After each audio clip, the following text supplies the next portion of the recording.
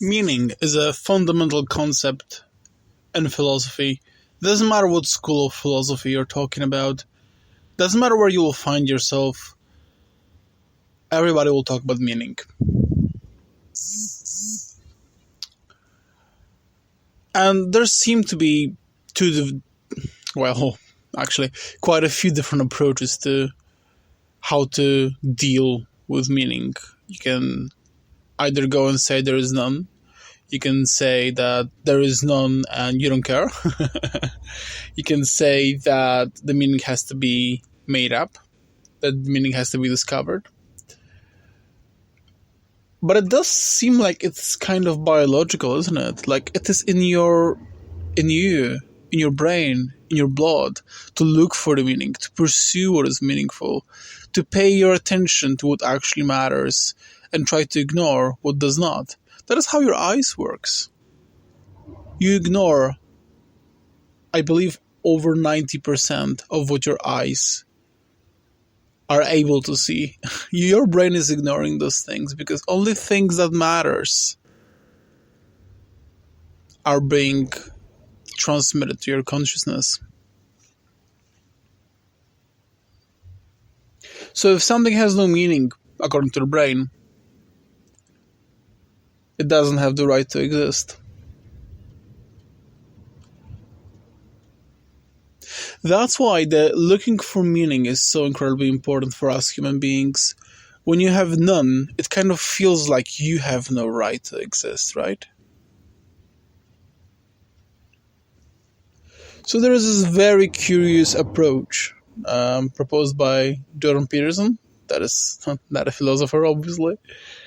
He's a clinical psychologist that kind of, in my personal opinion, went downhill in the recent years, but maybe we shouldn't go into that. He said that if you want to have a meaningful life, it means that everything you do matters.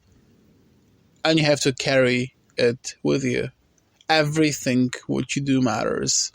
And I thought it's kind of nicely put.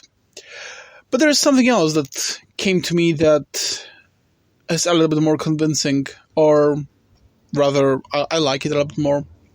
It's more entertaining to my brain. If you want to have a meaningful life, follow the advice of Stoicism and do only what is necessary. Try it. It's very hard. It's very, very hard. But if you want your life to have meaning, do only what is absolutely necessary for a general good, defined by you, how you see it, whatever. Don't do anything just to pass time. Don't do anything to just waste it away. Don't do waiting.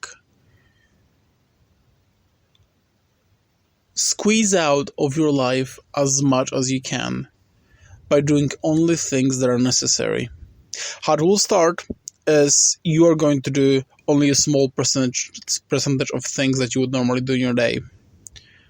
And all of it will be just empty staring at the wall because you just did everything what is necessary. And what else is there for you to do, you know? And then you'll realize that because of that, there is space for things that needs to be done that you didn't even pay attention to. And you can commit yourself to doing those things. Because now you actually do have enough space for those things to emerge in your mind. It's kind of funny. It's really funny. And then what is happening is whatever you're doing is far more meaningful because you're doing important stuff and you don't do non-important stuff anymore. You don't do it at all. Not even a bit. What you'll find is that, yes, your life is very, very meaningful right now. But you might also find another thing. That's a weird stuff. I don't hear anybody actually talking about it. You'll find yourself so dreadfully tired. So tired. that putting into stop referring to Elon Musk's words, it would be a pleasant thought for you to imagine yourself dead. It would be a pleasant thing for you to realize that one day you'll close your eyes and all those meaningful stuff will be gone.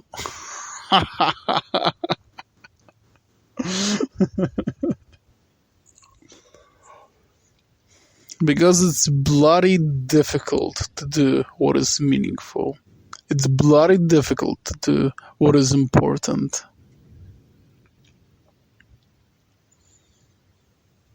There's a great burden comes with it. When you do important and difficult things, you have to be important, great person. Who else would be able to do important, difficult things? If not a person like that. Someone that is really important himself, herself, themselves, whatever, and great. Do you want to be great? Do you want to be important? Because as far as I can see, billionaires go around gloomy and dying from depression. All those celebrities you're seeing. And my neighbor's dog is the happiest being in the world because it can catch a ball from time to time.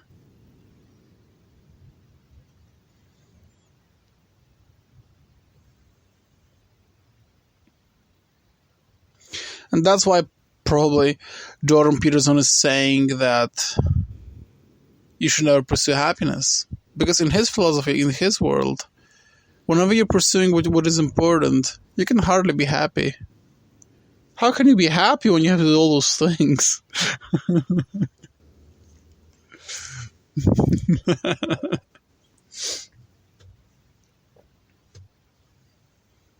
Try it for yourself. Because this was always one of the most difficult concepts for me to grasp. Why Stoics are saying that you should do only what is absolutely necessary. That's interesting. That's a very intriguing question. Funny, because Stoicism is supposed to be a path to virtue, to live a good and happy life. That's the definition, isn't it? That's why you pursue virtue, to live good and happy life.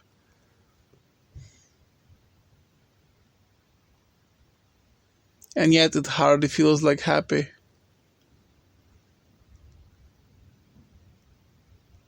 At least to me.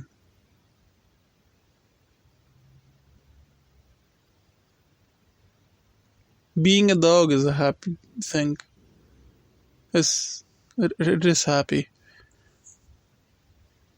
Problem is that when you're just a dog, you will bark when it feels like barking. And you'll die when nobody would save you. And it does seem like those gloomy creatures that do this important and great stuff need to take care about dogs. So there is a place for them.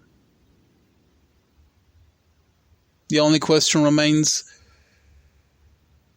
do we have to be them?